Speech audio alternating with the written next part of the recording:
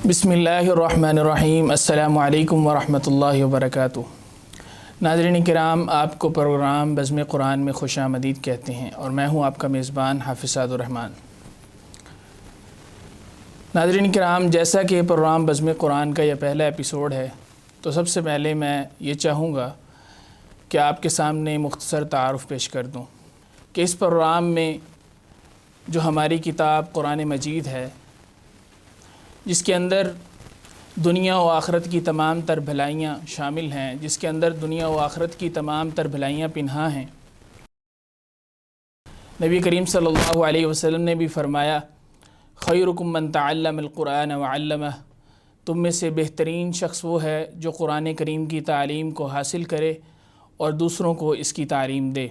तो हम कुरान मजीद से मुताल्लिक़ा जो उलूम हैं, इस प्रोग्राम में उन पर बात करेंगे और इसी तरह वो हस्तियाँ जिन्होंने कुरान मजीद के लिए इसकी खिदमत में और इसकी तालीम व ताल्लुम में अपनी ज़िंदगियाँ सर्फ़ कर दी, तो ऐसी शख्सियात के बारे में हम बात करेंगे। तो इसी सिलसिला में आज के हमारे पहले एपिसोड में हमारे मेहमान जनाब क़ारी मुस्तफ़ा रासिख़ साहब हैं, जिनको आप मुख्तलिफ़ प्रोग्राम्स में देखते रहते हैं और इसके अलावा आप अरसा दराज से कुरान मजीद की दर्स व तदरीस में मसरूफ़ हैं और इसी तरह आपकी उलूम कुरान पर मुतअद्दिद तसानीफ़ भी मौजूद हैं। तो शेख, हम आपके नहायत मशकूर हैं कि आपने अपने कीमती वक्त में से हमारे लिए वक्त निकाला। शेख, सबसे पहले ये बतलाइएगा कि जैसा कि हम कुरान मजीद को अगर हम देखते हैं तो कुरान मजीद बुनियादी तौर पर 3 हिस्सों पर तक़सीम है। सबसे पहले जो उसकी किताबत की सूरत है, हमारे सामने लिखा हुआ मौजूद है, और इसी तरह दूसरी सूरत जो हम उसकी अदायगी और तिलावत करते हैं, और इसी तरह उसके मानी और मफ़हूम को समझना। जैसा कि हम सब जानते हैं कि मानी और मफ़हूम को समझने के लिए एक बाकायदा इल्म है, तो क्या जो इसके दूसरे 2 बाकी हिस्से हैं उनके भी इसी तरह ही उलूम है जैसे इल्म तफसीर है या नहीं? जी, बिस्मिल्लाहिर्रहमानिर्रहीम। सबसे पहले मैं आपका बहुत शुक्रगुज़ार हूँ कि आपने मुझे इस प्रोग्राम के अंदर मौका फ़राहम किया और ये मौका दिया कि मैं इस अज़ीम शान किताब के बारे में कुछ गुफ्तगू कर सकूं। ये वो अज़ीम किताब है कि जिसकी भी निस्बत इसके साथ हो गई, इसने उसको भी अज़ीम बना दिया। सुभान अल्लाह। हत्ता कि वो उम्मत जिस उम्मत पर नाज़िल हुई वो उम्मत अज़ीम हो गई। जिस हाफ़िज़ कुरान बच्चे ने इसको हिफ्ज़ कर लिया वो बच्चा जो है वो अज़ीम हो गया। जिसने इसका तर्जमा सीख लिया वो शख्स अज़ीम हो गया। और इस अज़मत की गवाही नबी मुकर्रम सल्लल्लाहु अलैहि वसल्लम के इस फरमान के अंदर मौजूद है, खैरुकुम मन तअल्लमल क़ुरान व अल्लमह। तुम में से बेहतरीन शख्स वो है जो कुरान मजीद को सीखता है और उसको आगे सिखलाता है।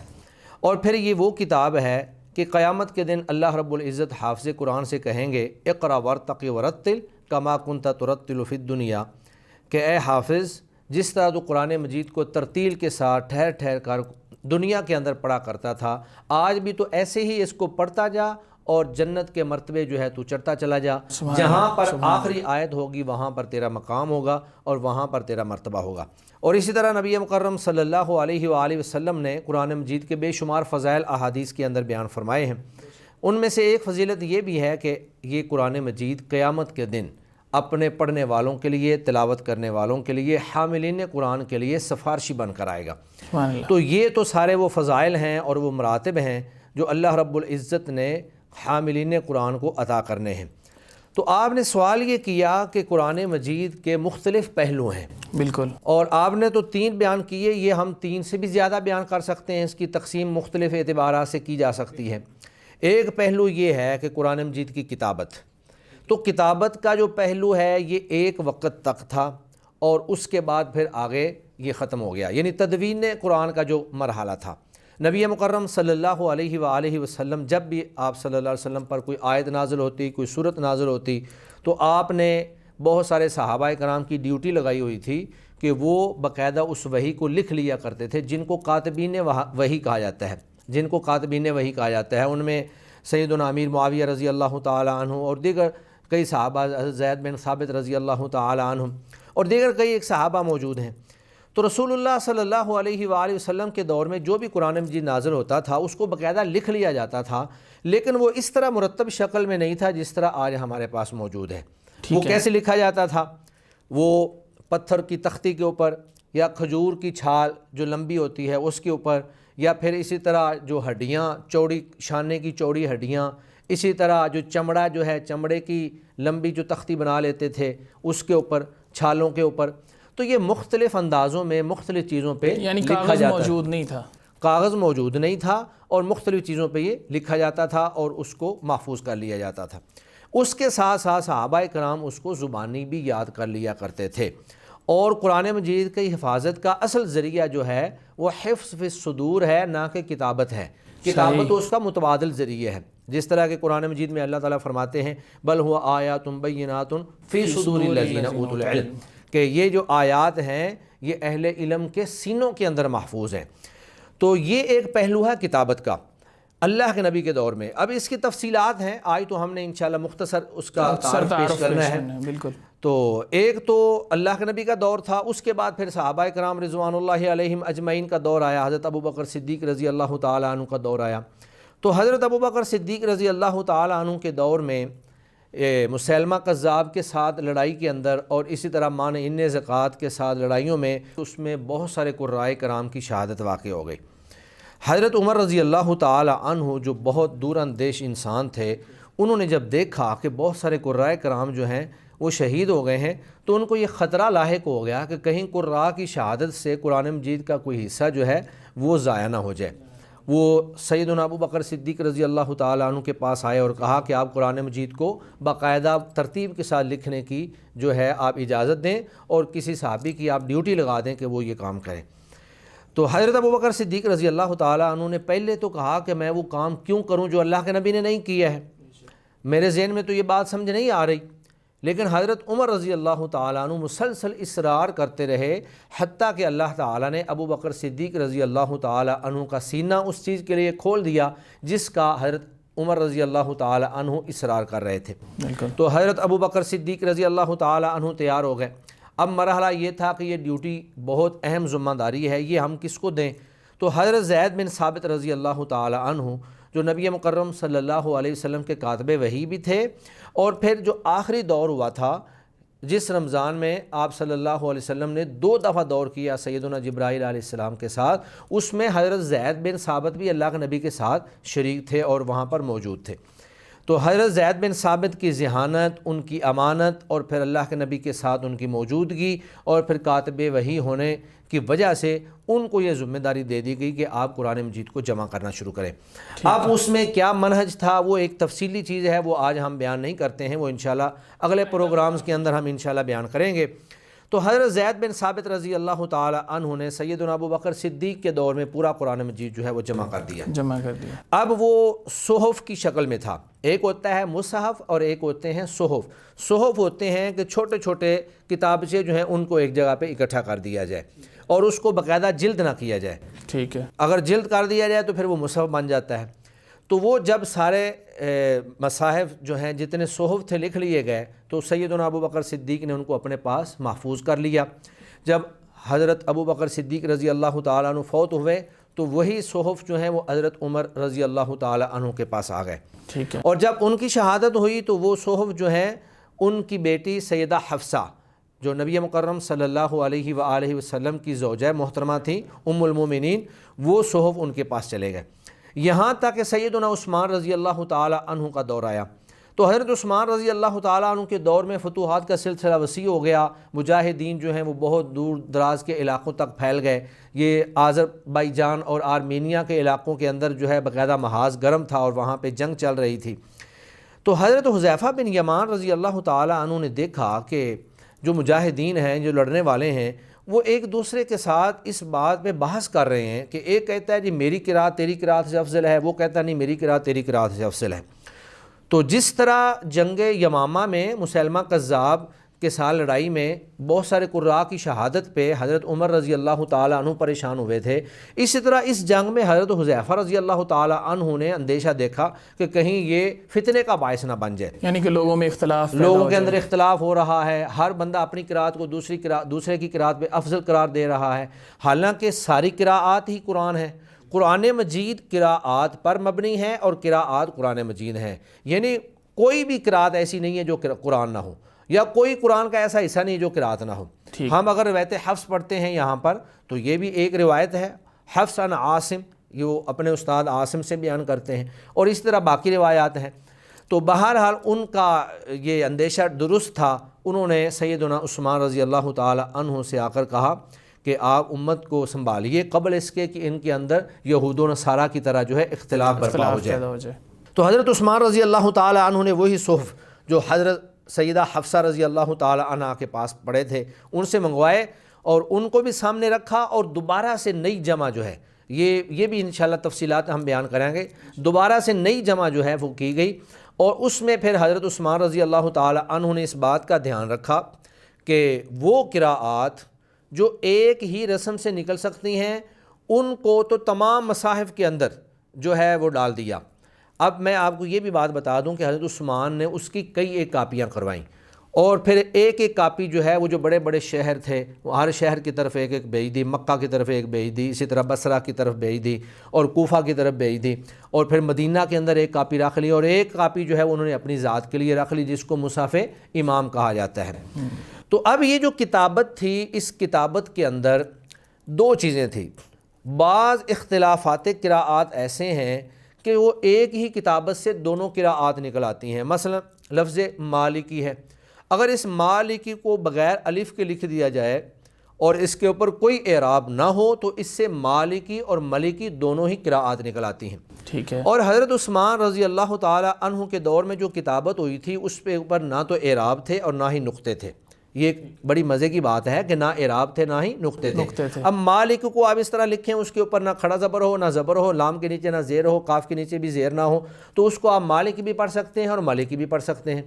اسی طرح آپ آگے چلے جائیں، آگے ہے یخادعون اللہ والذین آمنوا وما یخدعون، تو یہاں پہ یخدعون میں بھی ایک قرأت یخادعون بھی ہے، تو اگر اس کو آپ یخادعون الف کے ساتھ لکھتے ہیں تو یخدعون کی قرأت نہیں نکلتی، لہٰذا اس کو بغیر الف کے لکھ دیا گیا تاکہ اس میں یخادعون اور یخدعون دونوں قراءات نکل آئے۔ اسی طرح مالکی کو بغیر الف کے لکھا گیا تاکہ ملکی اور مالکی دونوں نکل آئے۔ تو اب یہ جو مالکی کو بغیر الف کے لکھا گیا ہے اس کو رسم کہتے ہیں، اور اس کو اگر اصطلاح میں آپ دیکھیں تو یہ ہوتی ہے، اس کو کہتے ہیں رسم عثمانی، یعنی وہ رسم جو سیدنا عثمان رضی اللہ تعالی عنہ نے قراءات کے لیے ان مصاحف کے اندر اختیار کروایا۔ اور دوسری وہ قراءات تھیں جہاں پر حذف و زیادت کا مسئلہ تھا، یعنی بعض قراءات میں کچھ زیادتی تھی اور بعض قراءات کے اندر کچھ کمی تھی، جیسے قالوا اتخذ اللہ ولدا وقالوا اتخذ اللہ ولدا۔ اب اس میں امام ابن عامر شامی جو ہیں وہ قالوا اتخذ اللہ ولدا بغیر واو کے پڑھتے ہیں، ٹھیک ہے، تو اور باقی قراء جو ہیں وہ وقالوا اتخذ اللہ ولدا واو کے ساتھ پڑھتے ہیں۔ تو اب حضرت عثمان رضی اللہ تعالیٰ عنہ نے کیا یہ تھا کہ ایک مصحف جو شام کی طرف بھیجا اس میں انہوں نے بغیر واو کے لکھ دیا، اور جو باقی مصاحف تھے ان کے اندر انہوں نے واو کے ساتھ لکھ دیا۔ تو یہ پوری تفصیلات جو ہیں قراءات کی کتابوں کے اندر، رسم کی کتابوں کے اندر موجود ہیں کہ وہ کون کون سی تقریباً 58 کے قریب کلمات ہیں جہاں پر حذف و زیادت کا اختلاف ہے پورے قرآن مجید کے اندر۔ تو وہ سارے کا سارا جو ہے وہ آپ کو ان کتابوں کے اندر مل جائے گا کہ کون سے مصحف کے اندر سیدنا عثمان رضی اللہ تعالی عنہ نے کون سا رسم جو ہے وہ اختیار کیا تھا، حذف کا اختیار کیا تھا یا اس بات کا اختیار کیا تھا۔ اب ظاہری طور پر واضح بات یہی ہے کہ جس علاقے میں جو مصحف بھیجا گیا اس کے ساتھ حضرت عثمان نے ایک ایک قاری بھی بھیجا تاکہ یہ وہاں کے لوگوں کو اس کے مطابق پڑھا سکے، اور پھر یہ اعلان کر دیا گیا کہ سرکاری مصاحف سے نئی کاپیاں تیار کی جائیں، لوگ ان سے نقل کریں، لیکن جو لوگوں کے پاس اپنے ذاتی مصاحف موجود ہیں ان کو جلا دیا جائے تاکہ خدشہ جو یہ اختلاط کا خدشہ تھا یا فتنے کا خدشہ تھا وہ سارا ختم ہو جائے، اور وہ مستند چیز جو حکومت کی طرف سے باقاعدہ مہر شدہ جو چیز ہے وہ ساری عوام کے پاس پہنچ جائے۔ تو ہوا یہ کہ جن علاقوں میں جس طرح کی کتابت کے مصاحف گئے وہاں کے قراء نے اس کو ویسے ہی پڑھنا شروع کر دیا، اور انہوں نے اپنے تلامذہ کو ویسے پڑھایا، اور حتیٰ کہ پھر وہی چیز جو ہے وہاں اس علاقے کے اندر رائج ہو گئی. اور آج ہم جو قراء کا اختلاف دیکھتے ہیں تو شام کے جو قاری ہیں جیسے امام ابن عامر شامی ہیں یا ان کے آگے شاگرد ہیں ہشام ہیں اور ابن ذکوان ہیں، تو وہ اسی کے مطابق پڑھتے ہیں جس طرح کے شامی مصحف کے اندر لکھا ہوا تھا. تو یہ کتابت کے مرحلے ہیں. اللہ کے نبی کے دور میں متفرق تھی کتابت، مختلف لکڑیوں کے اوپر یا تختیوں کے اوپر یا اسی طرح چمڑے کے اوپر یا کھجور کی چھالوں کے اوپر. پھر حضرت عمر رضی اللہ تعالی، حضرت ابو بکر صدیق رضی اللہ تعالی عنہ کے دور میں اس کو باقاعدہ صحف کی شکل دے دی گئی، اور حضرت عثمان رضی اللہ تعالی عنہ کے دور میں ان کو باقاعدہ مصاحف کی شکل میں، یعنی کہ جلد بندی کے اندر، مصحف کہتے ہیں ایسی کتاب جس کی باقاعدہ جلد بندی ہوئی ہو اور 2 گتوں کے اندر وہ موجود ہو.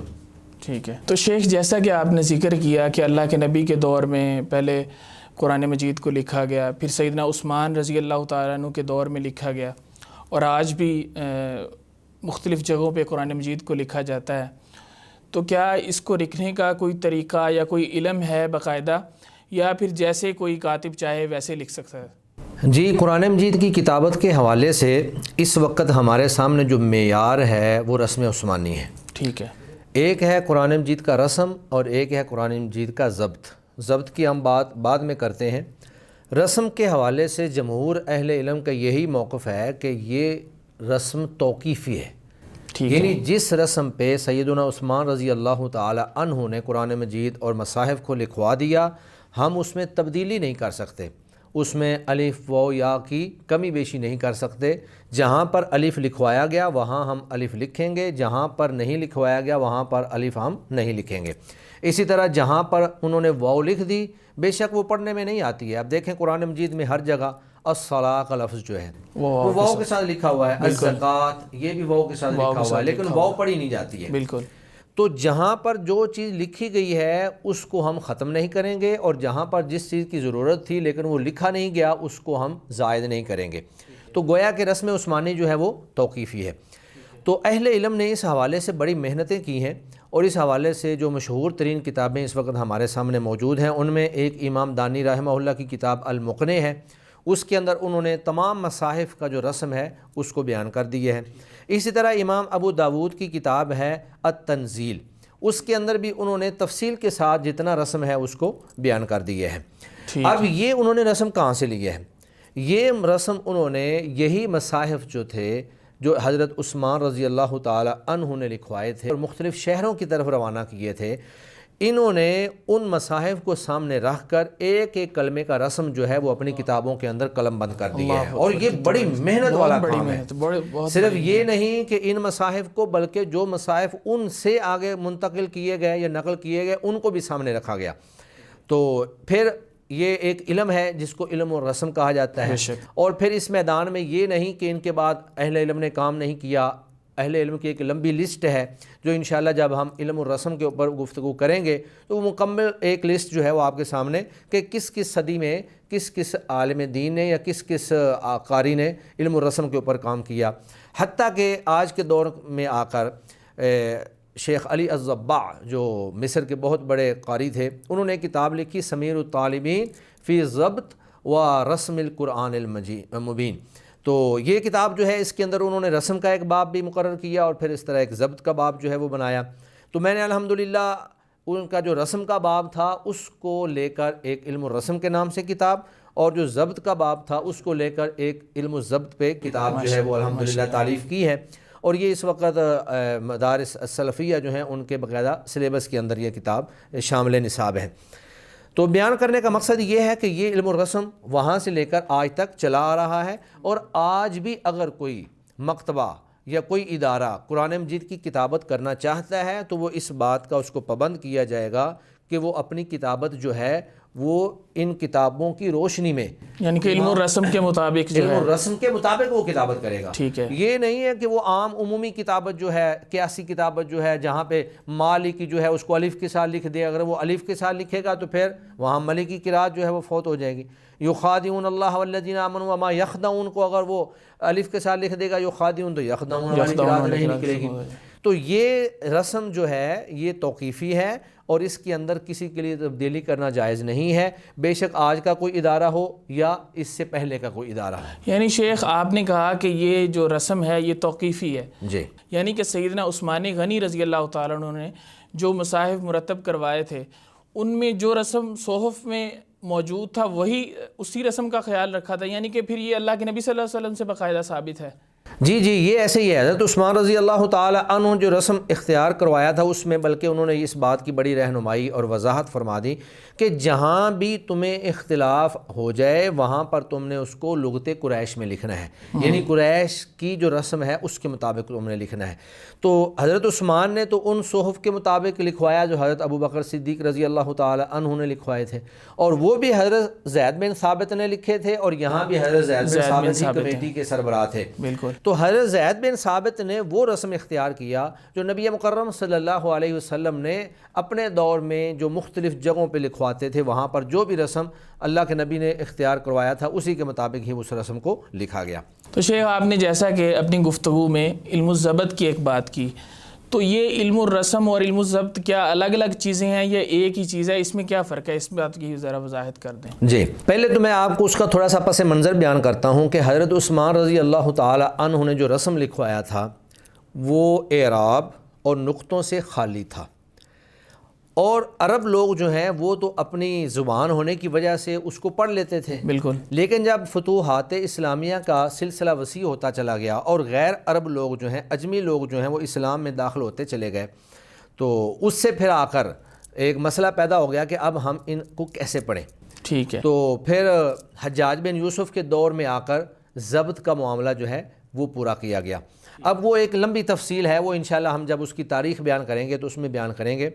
تو حجاج بن یوسف کے دور میں آ کر یہ ضبط کا مطلب یہ ہوتا ہے کہ آپ اس کے اوپر اعراب لگا دیں، زبر، زیر، پیش، شد، مد، جزم، تو یہ سارے ضبط ہیں۔ اسی طرح نقطے، تو نقطے جو ہیں اس کو بھی ضبط ہی کہا جاتا تھا، یعنی یہ بھی ضبط میں شامل ہے۔ ہاں، اس وقت جو سب سے پہلے ضبط شروع ہوا نا تو اس میں یہ تھا کہ اعراب کے لیے یعنی زبر زیر پیش کے لیے انہوں نے شروع میں نقطے استعمال کیے۔ ٹھیک ہے۔ تو جہاں پر زبر لگانی ہوتی تھی اوپر ایک نقطہ لگا دیتے تھے، جہاں زیر لگانی ہوتی تھی نیچے ایک نقطہ لگا دیتے تھے، جہاں پیش لگانی ہوتی تھی سامنے ایک نقطہ لگا دیتے تھے، اور پھر جہاں پر تنوین ہوتی تھی وہاں پر دو نقطے لگا دیتے تھے۔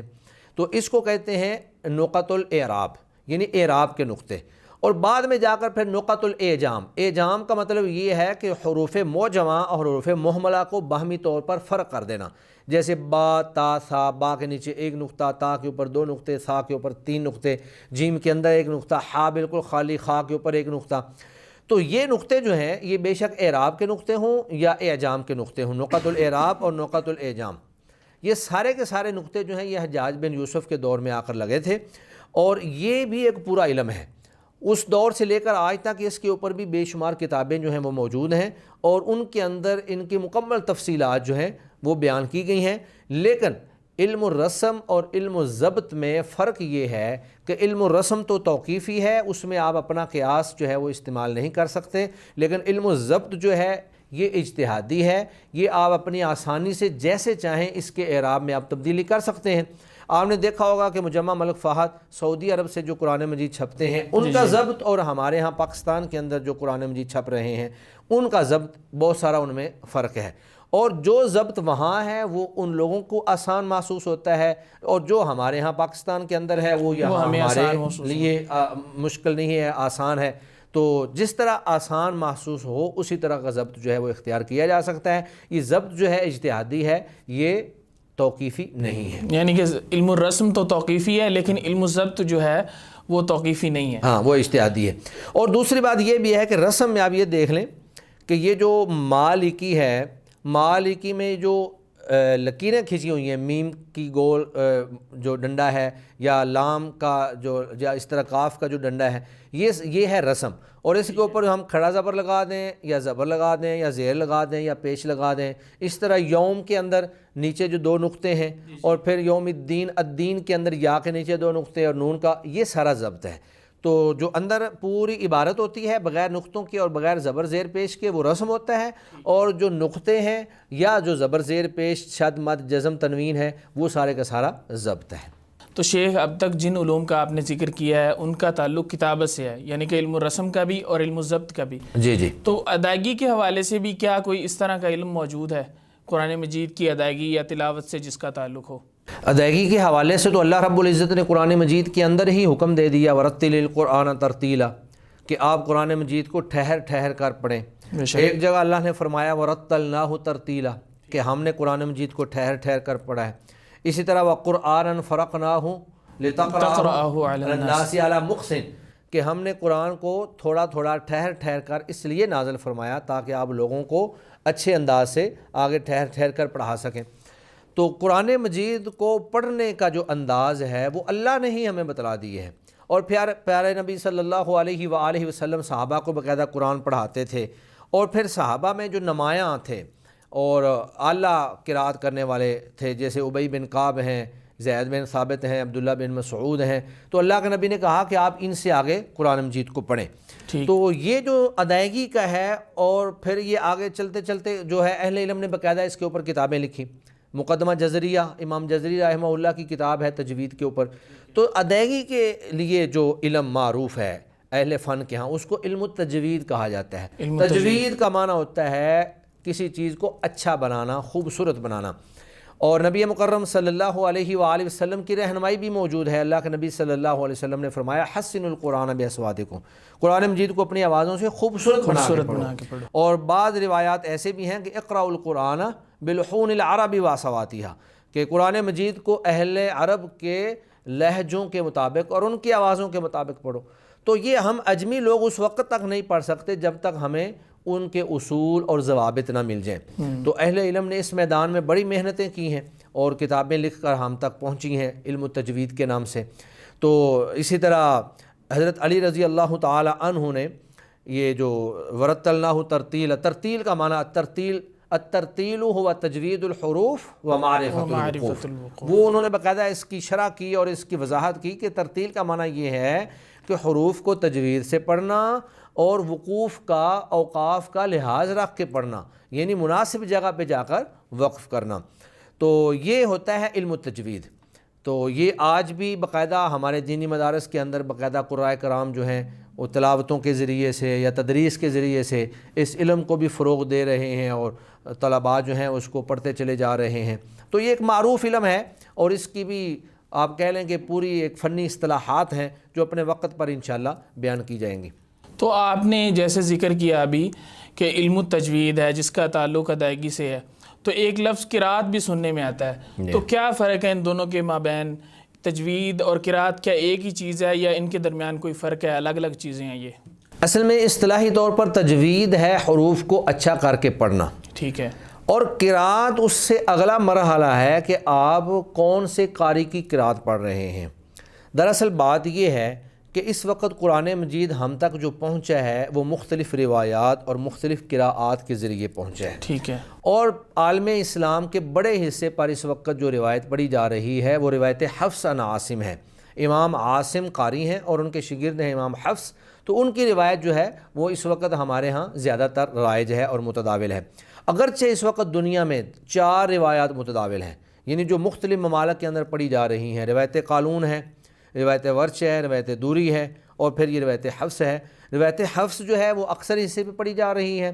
آپ کہہ لیں کہ 80% عالم اسلام کا جو حصہ ہے وہاں پر روایت حفص پڑھی جا رہی ہے، اور باقی جو 20% ہے وہاں پر یہ تینوں روایات پڑھی جا رہی ہیں. تو قرات کیا ہے؟ قرات جو ہے ان لہجات اور ان 7 احرف کا نام ہے جو اللہ رب العزت نے نبی مکرم صلی اللہ علیہ وسلم پر نازل فرمائے. ایک ہے مالکی، اس کو آپ نے باریک پڑھنا ہے، موٹا پڑھنا ہے، اس کو آپ نے حلق سے نکالنا ہے یا آپ نے جوف دہن سے نکالنا ہے، یہ تو ہوگی تجوید. لیکن اس کو آپ نے مالکی پڑھنا ہے یا ملکی پڑھنا ہے، یہ ہے قرات.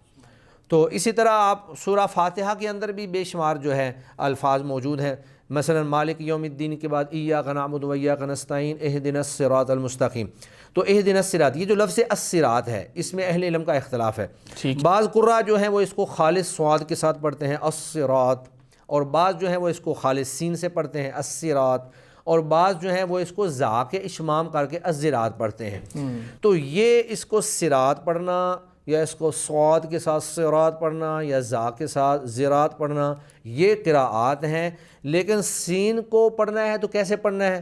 سیٹی کی آواز کے ساتھ، اس کے اندر صفت صفیریہ پائی جاتی ہے، تو آپ سیٹی کی آواز سے پڑھیں گے، صاد کو آپ موٹا کر کے پڑھیں گے، اور زا جو ہے اس کے اندر تھوڑا سا آپ سیٹی کی آواز بھی صفیر بھی ہوگا لیکن وہ سین سے مختلف ہوگا۔ تو یہ تجوید ہے، اور اس کو پڑھنا کیا ہے؟ سین پڑھنا ہے یا صاد پڑھنا ہے یا زا پڑھنا ہے، وہ قراءات ہیں۔ تو یہ علم قراءات ایک پورا علم ہے جس پہ سب سے پہلے جو ہے امام ابن مجاہد رحمہ اللہ نے اپنی کتاب السبع لکھی، پھر اس کے بعد امام دانی نے، پھر امام شاطبی رحمہ اللہ نے، پھر علامہ جزری نے، ایک پورا سلسلہ جو ہے وہ چلا آ رہا ہے، اور آج ہمارے مدارس کے اندر الحمدللہ اس کے اوپر باقاعدہ کام چل رہا ہے۔ تو شیخ آپ نے ابھی ذکر کیا کہ اس کے اندر جیسے کلمہ صراط ہے، اس کے اندر قراء کرام کا اختلاف موجود ہے، تو کیا یہ اختلاف ان کا آپسی اختلاف ہے، جیسے ایک دوسرے سے سمجھنے میں یا پڑھنے میں اختلاف ہو گیا، یا یہی اختلاف ہی منزل من اللہ ہے؟ جتنی قراءات ہیں وہ ساری کی ساری منزل من اللہ ہیں۔ یہ قراءات کوئی بھی شخص اپنے پاس سے اختیار نہیں کر سکتا۔ اللہ کے نبی صلی اللہ علیہ وسلم نے اپنے صحابہ کو یہ کلمہ تینوں طرح سے پڑھایا تھا، سین سے بھی، زا سے بھی، اور صاد سے بھی۔ اور اسی طرح جتنے کلمات کے اندر جتنی بھی قراءات پائی جاتی ہیں وہ ساری کی ساری منزل من اللہ ہیں، کیونکہ یہ قرآن مجید ہے، اور قرآن مجید کے اندر کوئی بندہ اپنا قیاس یا اپنا اجتہاد جو ہے وہ اس میں شامل نہیں کر سکتا ہے۔ وہ کہتے ہیں جی سنت متبعات، یہ قراءات جو ہیں یہ سنت متبع ہیں، جو اللہ کے نبی سے ثابت ہے، اور وہی آگے اللہ کے نبی نے صحابہ کو پڑھایا، اور پھر صحابہ نے تابعین کو پڑھایا، انہوں سے تبع تابعین نے پڑھا، آگے یہ جو قراء ہیں جو معروف ہیں، قراء سبع اور قراء عشرہ، وہاں تک پہنچا، اور پھر وہاں سے آگے چلتا ہوا ہم تک آیا۔ تو اللہ کے نبی نے ہی بعض صحابہ کو اللہ کے نبی ایک طریقے پر پڑھاتے تھے اور بعض صحابہ کو ایک دوسرے طریقے پر پڑھاتے تھے، اور اس کی دلیل وہ بخاری مسلم کی صحیح روایت ہے کہ حضرت عمر بن خطاب رضی اللہ تعالی عنہ مسجد میں گئے اور دیکھا کہ حضرت ہشام بن حکیم جو ہیں وہ سورۃ الفرقان کی تلاوت کر رہے ہیں، لیکن وہ ایسے حروف اور ایسی قراءات یا ایسے لہجات میں تلاوت کر رہے تھے جو حضرت عمر رضی اللہ تعالی عنہ نے نہیں پڑھے تھے۔ تو حضرت عمر تو بڑے غصے ہو گئے۔ حضرت عمر کہتے ہیں کہ مجھے اتنا غصہ آیا کہ میرا دل کرتا تھا کہ میں نماز میں ہی ان کو پکڑ لوں، لیکن میں نے اپنے آپ پہ جبر کیا اور صبر کیا اور اپنے آپ کو کنٹرول میں رکھا۔ تو جب حضرت عمر رضی اللہ تعالیٰ عنہ فرماتے ہیں کہ جب انہوں نے سلام پھیرا تو میں نے ان کو پکڑا اور پکڑ کے اللہ کے نبی کے پاس کھینچ کے لے گیا اور کہا کہ یا رسول اللہ، یہ سورہ فرقان پڑھ رہے تھے اور عجیب و غریب پڑھ رہے تھے جو میں نے نہیں پڑھی ہے۔ تو اللہ کے نبی نے کہا کہ اے عمر، آپ ہشام کو چھوڑ دیں، کم از کم چھوڑ تو دینا، اس کے بعد میں سنتا ہوں، دیکھتا ہوں کہ وہ کیا پڑھ رہے تھے۔ تو حضرت ہشام سے کہا جی آپ پڑھیں، تو حضرت ہشام نے پڑھا تو اللہ کے نبی نے فرمایا ہاکذا انزلت، یہ ایسے ہی نازل ہوا ہے۔ اس کے بعد حضرت عمر رضی اللہ تعالیٰ عنہ سے کہا جی آپ پڑھیں، حضرت عمر رضی اللہ تعالیٰ عنہ نے پڑھا تو آپ نے کہا کہ ہاکذا انزلت، ایسے بھی نازل ہوا ہے۔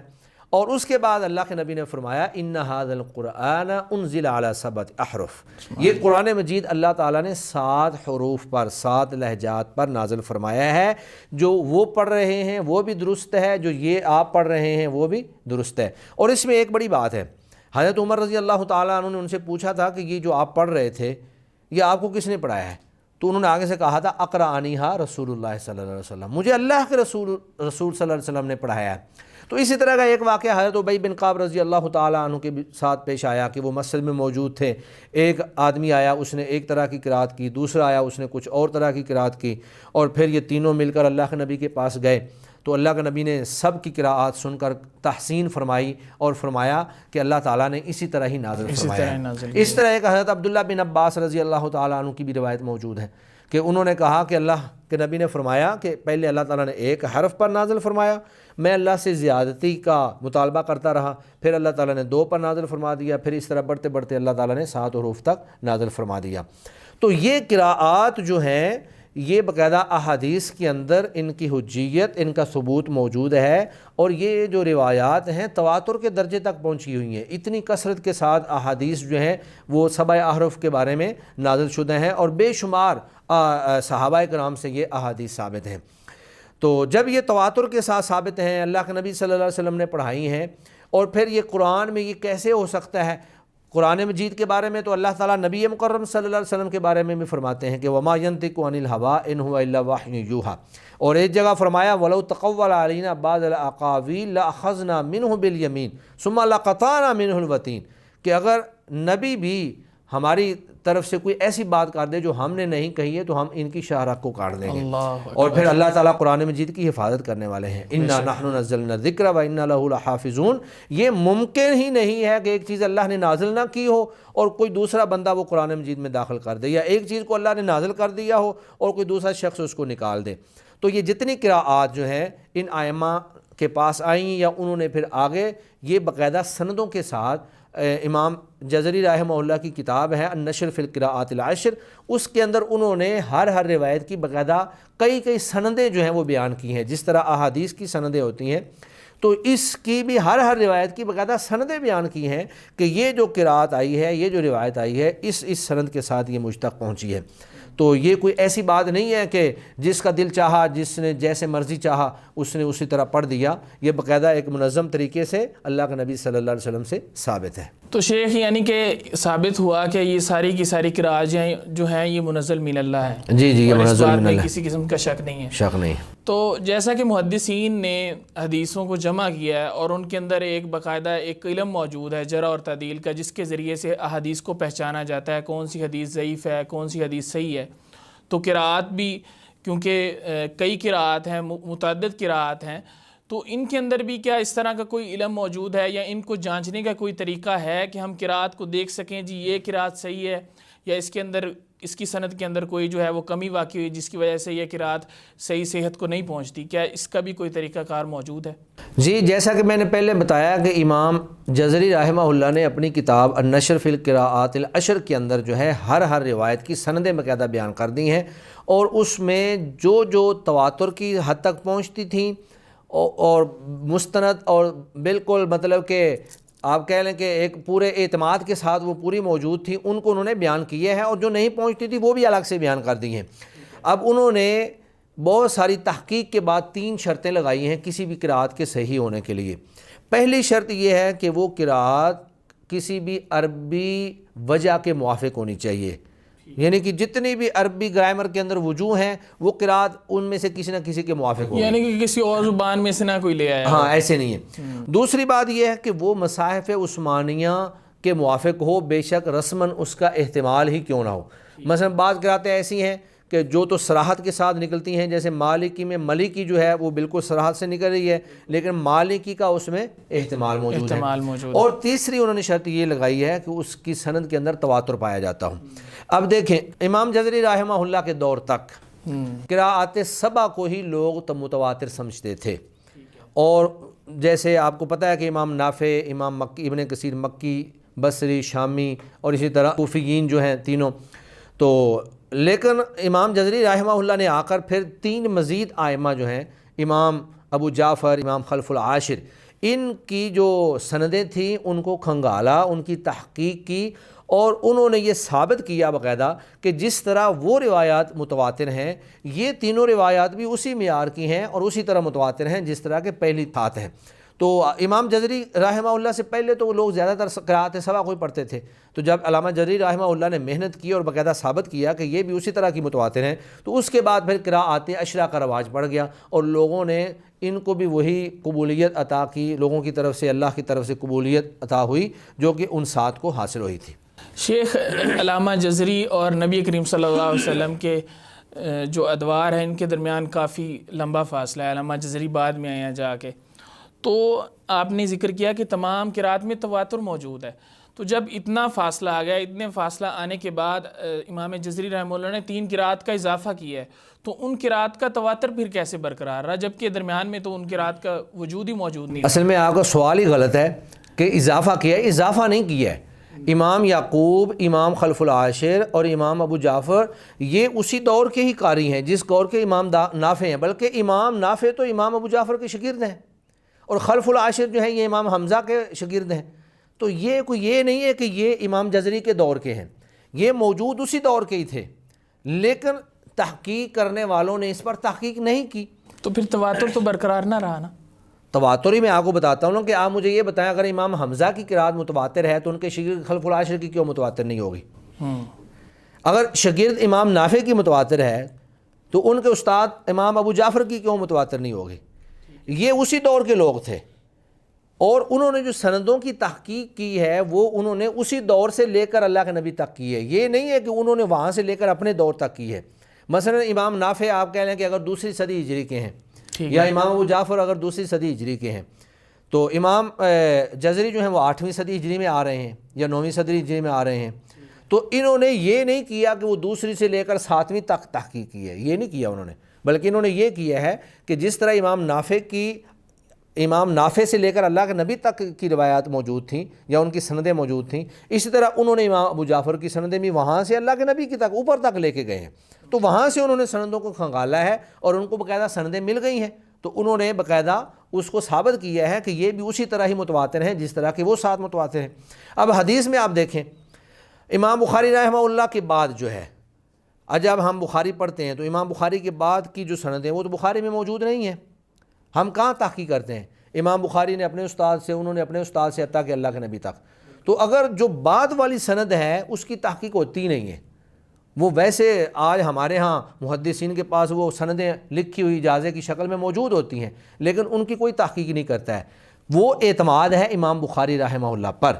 تو امام بخاری رحمہ اللہ نے جو سند بیان کی ہے ہم نے وہاں سے لے کر اوپر تک کی سند کا سارا ہم نے جائزہ لینا ہے. نیچے کی سند کا نہ تو موجود ہیں اور اگر موجود بھی ہیں تو ان کا جائزہ نہیں لیا جاتا ہے.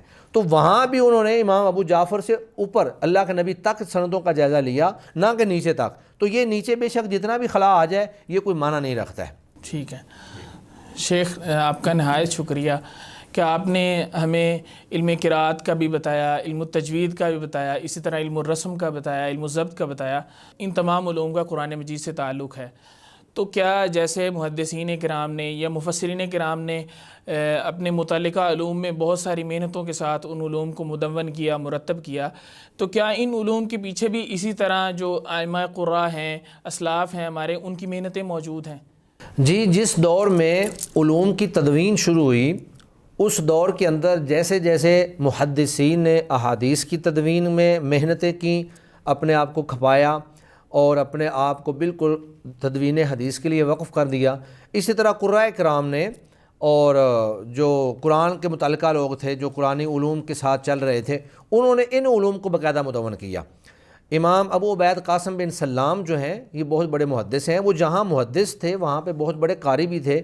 انہوں نے جہاں حدیث کے اندر اور فقہ کے اندر اپنی کتابیں لکھی ہیں وہاں پر ان کی قرات کے اندر بھی کتابیں موجود ہیں.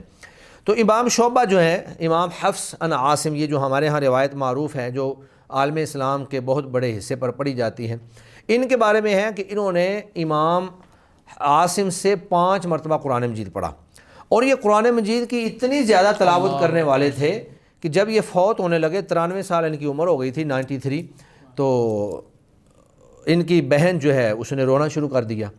تو انہوں نے اپنی بہن سے کہا کہ آپ کیوں روتی ہیں؟ انظر الی ھذہ الزاویہ, گھر کا یہ جو کونا ہے اس کو ذرا دیکھیں, میں نے یہاں پر 18,000 مرتبہ قرآن مجید کو مکمل کیا ہے. تو یہ ان محدثین کی, ان قراء کرام کی محنتیں تھیں, ان کے دن, ان کی راتیں ہر وقت قرآن مجید کی خدمت کے اندر, قرآن مجید کے علوم کو پڑھنے پڑھانے کے اندر, ان کی تدوین کے اندر اور پھر ان کو مدون کرنے کے اندر ان کا وقت گزرتا تھا. ان کی زندگی کا ایک ہی مقصد تھا کہ ہم قرآن مجید کو اپنی زندگی کا اوڑھنا اور بچھونا بنا لیں اور ہم اس کے علوم کو مدون کر سکیں. باقی ہر علم جو ہے مدون ہوا ہے اور اسی دور سے تدوین چلی ہے اور آج تک جو ہے ہم ان علوم کے اندر جیسے بھی وہ آپ کہہ لیں کہ ترقی ہوتی چلی گئی اور آج ان شکلوں میں یہ سارے علوم ہمارے سامنے موجود ہیں. تو انشاءاللہ ہم جیسے جیسے ایک ایک علم کے اوپر ہم گفتگو کریں گے ان کی تفصیلات بھی انشاءاللہ سامنے آتی جائیں گی. تو باقی یہ ہے کہ یہ سارے علوم جو ہیں اپنے وقت کے ساتھ اور تدوین حدیث کے ساتھ ساتھ ان علوم کو بھی مدون کر دیا گیا تھا. ناظرین کرام, آج کے پروگرام کا وقت یہیں ختم ہوتا ہے اور میں ایک دفعہ پھر ہمارے معزز مہمان جناب قاری مصطفیٰ راغب صاحب کا مشکور ہوں جنہوں نے نہایت قیمتی اور اہم معلومات ہم تک پہنچائیں. اور ہم اس پروگرام میں پاکستان کی نمایاں علمی شخصیات کو بھی مدعو کرتے رہیں گے اور آپ سے گزارش ہے کہ آپ ہمارے ساتھ جڑے رہیے اور ہمارا پروگرام دیکھتے رہیے. السلام علیکم ورحمۃ اللہ وبرکاتہ.